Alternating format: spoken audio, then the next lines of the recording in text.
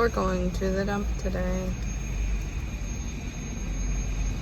My mom threw a bunch of stuff outside my house, and that's not very kind to do. So I have to go throw it in the trash.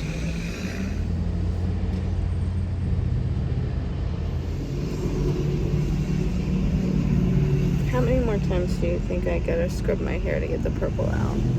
I want it gone.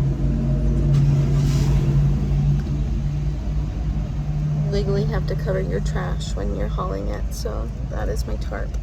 We're at the gas station because me and my sister wanted a drink, so she's inside getting me a drink. So we're gonna go to the dump and go to the dump. The person that just pulled in behind me is also going to the dump. Yep.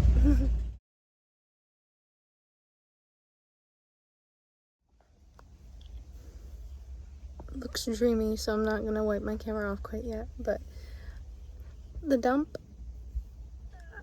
kind of had me think about something.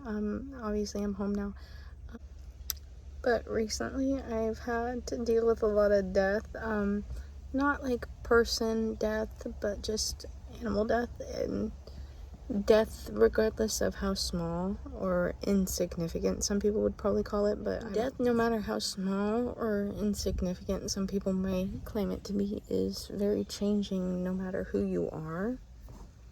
And I've slowly have come to terms with that.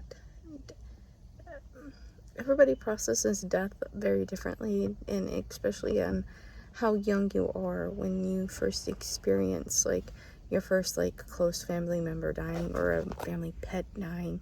And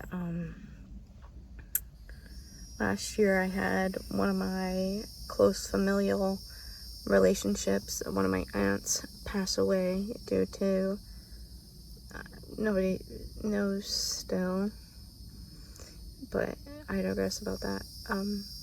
But my childhood cat just died, and my mom's cat that just first got pregnant and go through her first heat cycle, a lot of her kittens had passed away. She does have one little survivor left, but death is not talked about enough. Like, you know, little animals. Like, I worked at a large chain of rural products, tongue-in-cheek, but I was taking care of live animals there, and the conditions that the animals would even just arrive in was deplorable, and nobody would listen to me. And I was dealing with probably 10 to 30 dead chicks, a lot of dead chickens.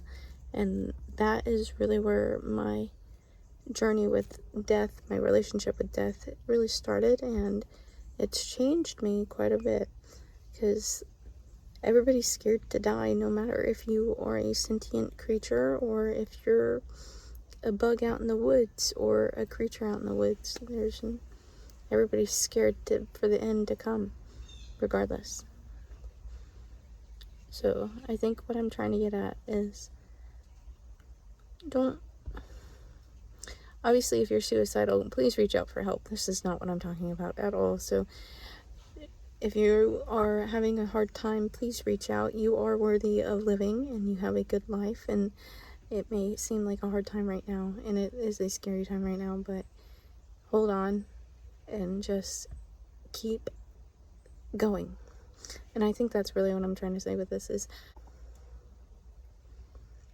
is that love and caring for yourself and for others and living things and trees and the plants is one of the only ways that we can fight everything that's going on, if you get what I mean. So if you are having a hard time, find something to care about. Something that helped me, truthfully, it's gonna sound so stupid, is umamusume, the little horses racing and doing silly stuff. It genuinely helped me. Like Harurara, her little story, The Shining Star for Losers Everywhere, She only won one race, and that was in her senior, and right before she died, basically. And speaking of death again, that first learning about Uma Musume, and then learning that, and her freshly dying right after I had started getting into it, also kind of affected me, and also kind of brought the Uma Musume bringing me up type of thing into the situation. So just find something to care about. If it's not you should always care about yourself, but if you can't direct that energy purely into yourself, direct it into something that makes you feel good.